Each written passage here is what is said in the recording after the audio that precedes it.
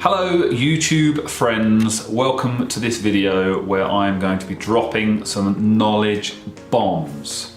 Now that may not be technically true, I'm going to probably tell you some things you already know, but it might get you to stop and think about it and perhaps structure what you're doing, change things around a bit and hopefully get the most out of your training. Because my belief is you don't need to do hours and hours of stuff, although I'm a big fan of volume, I love it, to get improvements. If you're doing the right things, in the right order, in the right way, then you're going to get better. Simple as that really. And most of us know the answers to these things, but you just need a bit of direction or you need to hear it from someone else. So my three nuggets, my golden nuggets for improving your bike power, and I'm assuming if you're interested in bike power, you've probably already got a power meter or a smart trainer. You probably know things like what your FTP is, your functional threshold power, which is an important gauge really, it's an important tool to use. So if you know about those things, it's about trying to build on those and get the most out of yourself, getting the most out of your sessions to boost that power going forwards. Now my focus is on three key ways of working on that power and building it up. And I know there are loads of other ways of doing it, different things will work for different people. Some people like to really just brutalise themselves and try and pull that FTP up. Some like to nudge it from below, there are two schools of thought on that.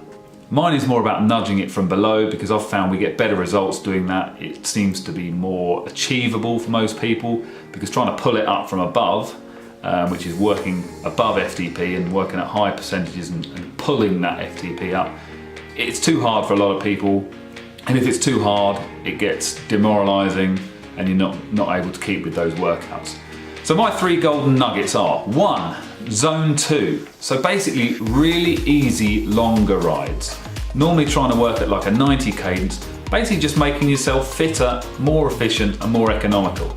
And if you're doing those sort of 2-3 hour rides on a regular basis, perhaps once a week if you can get those in 2 ideally, you're building true fitness. You're being efficient, you're getting the engine more efficient, metabolism, all these things we can talk about another time, but you're being efficient at that low zone 2 power, which is really useful because if you think of that good old pyramid, if you build zone 2, that's the bottom layer, and the stronger that layer is, the more you can build on top of it. So for me, number 1, zone 2. 2-3 hour rides, 90 cadence, get out there, get it done.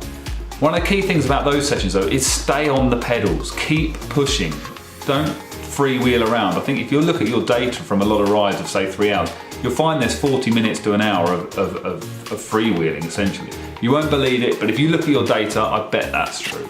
The second nugget is zone 3. Now obviously zone 3 is harder than zone 2 and it's building up towards sweet spot once you get to the top end of that. But my belief is if you work on top of zone 2 with zone 3, bring the cadence down, so perhaps doing some intervals of 20, 30, 40 minutes, building up on that at an 80 cadence, you start to build strength and strength endurance. And that is really, really important to then build on top of that. If you've got that strength, then you can start doing the real power work. So longer intervals, 20, 30, 40 minutes, 80 cadence, zone 3, mid to upper zone 3, really, really important for them jumping off the top of in terms of punching that FTP up. Every now and then I like to do the same sort of thing, but bring that cadence down to sort of 50, 60. So some real strong leg work there. Functional, a bit like going to the gym and doing squats, but pure cycling specific. So that's the second nugget for you.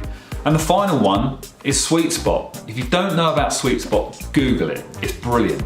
If your FTP is here, I tend to use a sweet spot of 88 to 93% of your FTP, but longer intervals at that level. So perhaps 3 times 20 minutes at sweet spot, in sweet spot, looking for around a 90 cadence, and that really will get you that. If you do that once a week, perhaps even twice a week if you can be bothered, if you can tolerate it, that really will push up that FTP in conjunction with the zone 2 and zone 3 work. There are other methods, and I know everyone's going to have a different view on this, and as I said, you can work at say 115, 120% of FTP for shorter periods of time, but that is hard and it's not for everyone. But I've found this recipe, this sort of three-pronged attack, it gets results. It builds the FTP, and it means that every session that you're doing has got a purpose and you're building towards getting results, and you're gonna make yourself better. There's no aimless riding. Even a zone 2 ride, you know, if it's social, you're out with people, you stay on the pedals, you keep the 90 cadence, and you make sure you get that job done. Zone 3, it's more specific. It will take concentration, even if you're a crit and a road racer and you're used to doing stuff at zone 4 and 5. Zone 3, staying on the pedals for 40 minutes at 80 cadence, you've got to concentrate. It's good work, but it's good bang for buck. And then the 3 times 20 minutes, that's my golden session. If you want to make yourself better, 3 times 20 minutes at sweet spot, it's hard yards. If you're on the turbo, you're gonna have to really concentrate and it's gonna suck. But I can assure you, if you can build those sessions, get a plan together, you will improve, no doubt about it. Obviously the complexity comes in piecing those sessions together, working out how much of each to do, when to do it, and how to piece them together, when to increase your power, what cadence, all these sorts of things. But as a basic model for 3 sessions that when strung together will make you better, I will put my money on those puppies. So that is the first video where I'm dropping some knowledge bombs on you. Like I say, I'm sure it's stuff you already know, but if you can have a bash at those, oh cheers. But if you can string those sessions together a few weeks in a row, you'll start to see that 1, you're able to hold more time of the sweet spot, you know, if it's 10, 15, 20 minutes if you've got to build up.